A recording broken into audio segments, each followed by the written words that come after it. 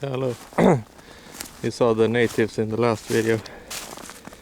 This was one of their layups, and this is the other one. What I think is cool about them is the fact that they gathered their materials from quite a distance away.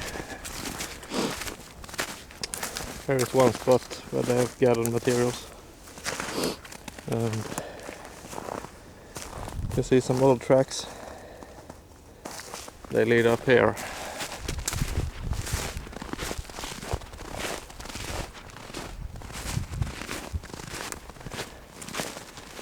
And they're really nature's equivalent to bushcrafters. Here's the other nest. I wouldn't have any problems gathering up that material and sleeping here tonight, because they have their toilet here and here, so they're quite how do you say, neat animals. They don't poop where they sleep if they have the chance. And I forgot my camera pod, so my wool hat have to stand in. So please excuse me for some bad camera work.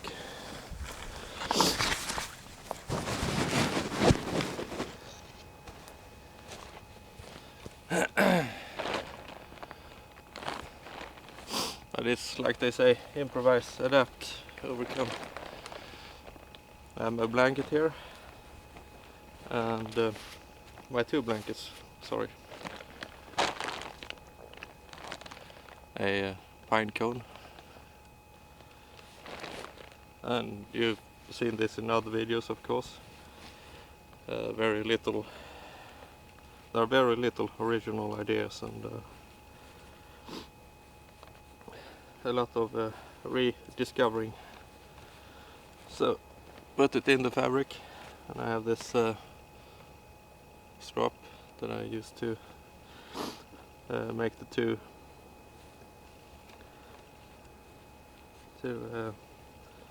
blankets, make them into a bedroll, I should say. So cinch them up, go around another time, try to cinch it up even more, put in a hitch that I don't know the name of, and another one. I can probably find it out for you. So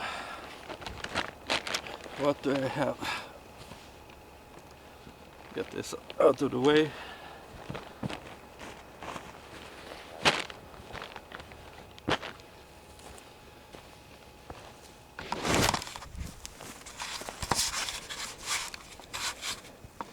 I made it like one of those TV cook shows.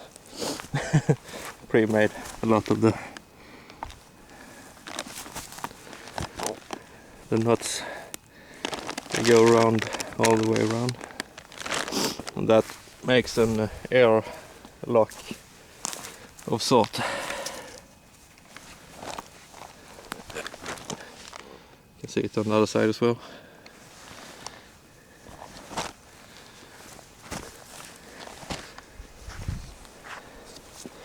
This is just a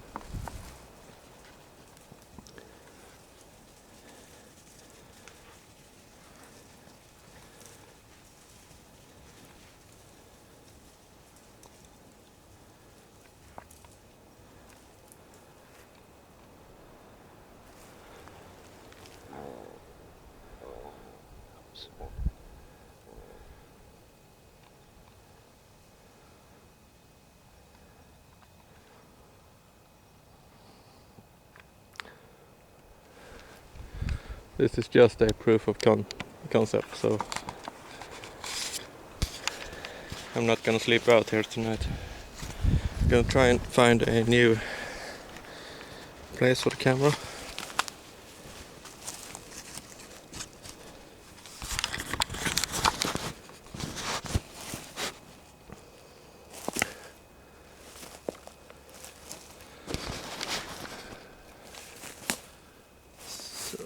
think you can see there. So, why do I like wool blankets? I've been using them for about 18 years, and I guess I've gotten really fond of them. And at first it's not easy to use them because there's a lot of tips and tricks to it, and it's much easier just to get a sleeping bag, really.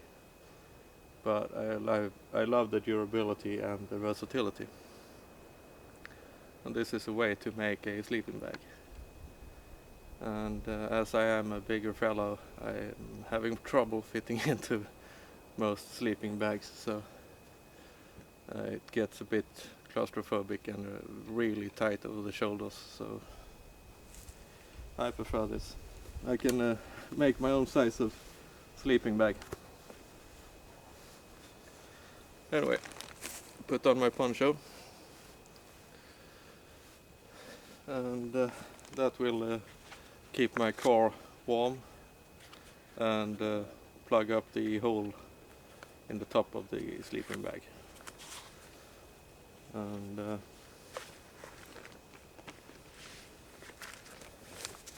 take off my knife.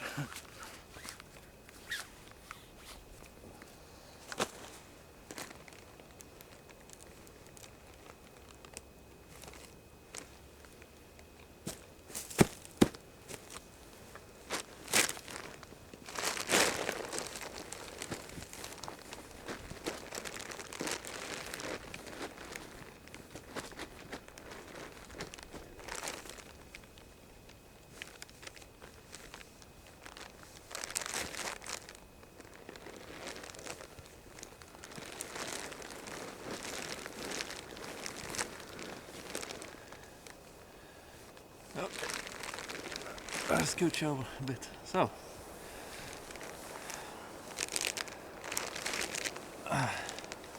my hood and the poncho keeps me really warm up top, and I can crawl in it further if I want to. And I arranged the poncho so it stays over my arm that I have on top. And I have my boots on, so that's another layer to the feet. And yeah, it works well for me, and I know it's not going to be something for everybody, but I'm just showing one way of doing things. And yeah, so and I can tell you it's getting really warm here. So with a good tarp on top, and maybe a spider shelter or something, or a good lean-to and a fire.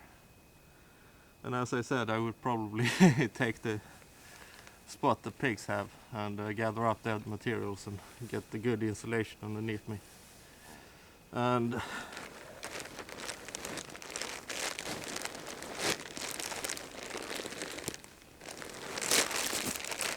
normally I have a thin sleeping pad as well, but yeah, in the scramble to get out I didn't bring it, so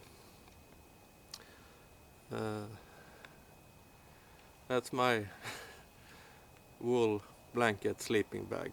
So, and it's easy to make, and sometimes when I go hammock camping I use one blanket as an under blanket and one as a blanket inside the hammock. So I try to stick with the same gear every time. It's easier to get to know it and not change out too much at once. And I do a lot of practice back home, so I don't get into any dangerous situations when I'm out. I know that my gear is going to perform, and it's well There's a lot of thought behind it, and I don't rush into things. I know a lot of you guys have a lot of knowledge, and I think when you have a lot of knowledge about the woods, you are obligated to take the proper precautions, not to place yourself in a survival situation. So that's all for me. Take care.